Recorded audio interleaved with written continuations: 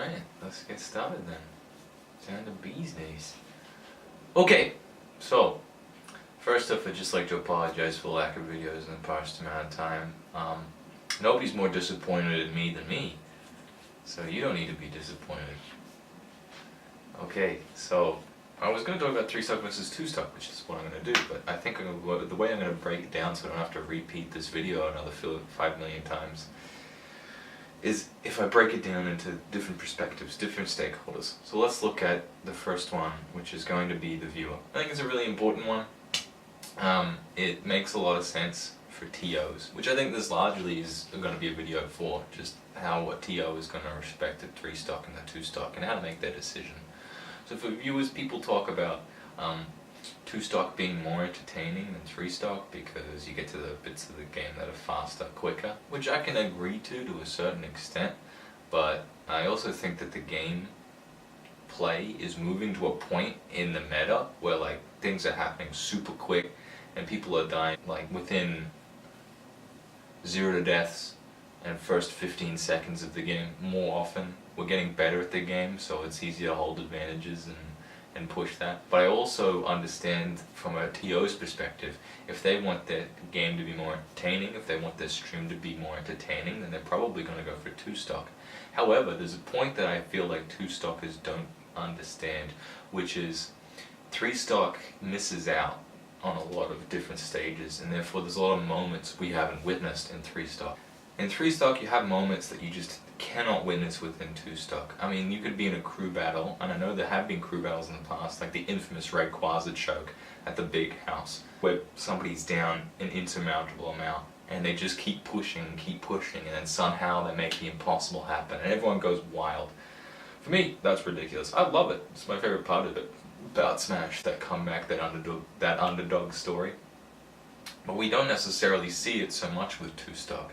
So while I think 2-stock is more consistently entertaining, I feel like if you have the talent and you have the resources to build a storyline behind a lot of different matches, then I think 3-stock can make the magic happen where you can get those big moments, which could probably be more rewarding than just consistent, entertaining 2-stock.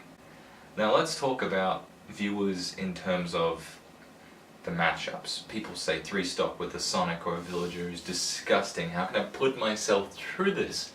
And I think the common reply to that is, well, 2-stock Sonic is also boring and you still get people to drop out. But it's a fair point. Some matchups become more intolerable with 3-stock and some matchups become more entertaining in 2-stock. But I feel like this also doesn't take into consideration, a lot of the time, people's inherent stage bans. I mean, I can't remember what interview it was in recently, I will link it in the description, but Deep One recently talked about how much time they save from removing Duck Hunt from the stage list. I found this really interesting, because a lot of the time I thought that the biggest chunk of time came from the in-between games when people were thinking about what to do about their gameplay and whatnot, envisioning what they needed to do. But I didn't think about what it would be like to measure stages and how much time they take up. So maybe some TOs can think about that before they go ahead and move around with their 2-stock or 3-stock if they're looking to be more entertaining. So I think this is the good point to move on to the next stakeholder, which is TOs. They obviously have a huge say in this. They have to look at the practicalities and realities, and people often don't understand that. I know in my own scene somebody does 2-stock, even though in Queensland it's majority 3-stock, Queensland, Australia, simply because it's, for him, impractical. And I can see that in any situation. It just becomes difficult after a certain point to keep up with time and requirements to stick to schedules. I feel like it's a legitimate thing to say that I cannot do 3-stock with the limitations that I currently have. Though, I feel like TOs who have the freedom to do 3-stock and 2-stock automatically opt into doing 2-stock because it's just the way that things have been done, or that there is a big community push for 2-stock or 3-stock. This is really tricky for me because I feel like the TO is essentially ignored. I mean, these people are taking time out of their day to do whatever the hell they want to do, right? They don't have to be like, oh, everyone wants a 2-stock tournament, I better make one. No, they can make a 3-stock one if they want as well, and you don't have to go to it if you don't want to show your support. But I know that some people can get quite personal and quite rude, And it's just not a necessary thing. We're supposed to be a self-supportive community where we're showing other communities, all these ones that you know hate on us, that we can be self-sustaining and powerful. And I feel like it's just abusive and stupid to try and shoot people down for trying to change the way that they run their tournament. Alrighty. This puts me into probably the most dangerous territory, which is the third stakeholder, the players. Now, people talk about consistency, and people talk about rewards for consistent play, but I feel like they're coming at two different directions. It's hard to compare them. I'd say oranges and apples, but you can still compare oranges and apples. I'll do my best to compare what I got here. So the way I see it is, two-stock does reward perfect play more. And I feel like people who are super avid fans of two-stock are really good at things like the perfect zero deaths and the play of choking out your opponent, taking less risks, but also putting yourself at the most aggressive position you can for the longest amount of time you can. I feel like there's some merit to that, and that's entertaining as hell, and it separates us from games like Melee or Brawl. Saying that, I also think that small mistakes, slight mistakes in two-stock are more heavily punished. I feel like that's just true. I mean, you're at a huge deficit at two-stock if you accidentally SD at an early percent, but you can make an easier comeback at three-stock. It's just as well as contributing to that as rage. However, I don't understand what people's obsession with consistency is in this community. Saying that, I know I might trigger some people, but hold on a second and just listen out. There are separate games in the FGC that I would call inconsistent, where top players are constantly upset, and where there is a group of maybe 10 or more top players that do well, as well as games that have literal zero to death touches but are considered fun and competitive, are entertaining today. So when I look at TO's decisions about whether they want to go two-stock or when they want to go three-stock, I don't think they're going, this is the best and most rewardative system for players, and this is the least rewarding system for players. I feel like they're looking at two different game styles and they're choosing one over the other.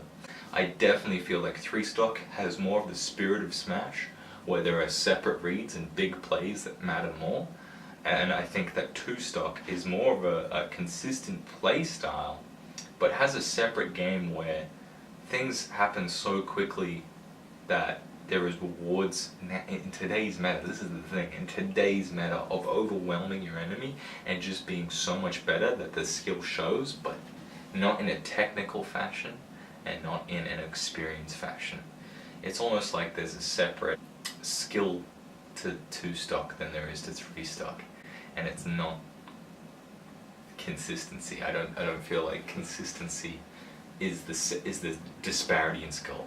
I just feel like there's something about the two, where a skill that maybe I don't know about, maybe I just don't have the experience to identify, but there's a skill that. So really, two-stock and three-stock comes down to the TO's decision where they want to move the meta, and it's hard to sort of tell at this point where the meta is going to go based on the two, and you really have to look at the two in the different tournaments that they've been in, so Europe and America largely, and be like, well, what are the advantages and disadvantages of this one? What characters are prominent? What's the kind of play style that's most rewarded? And what do I want to have in my tournament? That's the resounding theme throughout all these things. Although the viewers take a huge importance, and although the TO's practicalities and limitations take a huge importance, and the players' viewpoints take a huge importance, it's really two separate metas moving forwards, and I don't feel like one is more of a practical solution over the other. A lot of people try and equate these to being, oh, one is just objectively better on a set of criteria than the other. But the criteria we're using to measure each one, three-stock wants to use this criteria, and two-stock wants to use this criteria. It's impractical to measure them up against each other. It just doesn't make sense for me. So I will say that it's really down to what the TO believes is going to be more important, and that's all we can really hope for. Again, I'd like to apologize, not a lot of videos recently. You can send me a message on Twitter, hey guy, you suck, I follow you for content and you have delivered me crappy drivel, please fix this. That honestly motivates me. I will let you know, my next video will be about the Australian infrastructure, because I feel like we are so misguided at the moment, and there are so many impracticalities of us in our direction where we're going at the moment. I feel there's also a huge amount of disrespect. I'm going to have a real angry rant and start calling people out instead of fence sitting. So look forward to that. Okay, peace.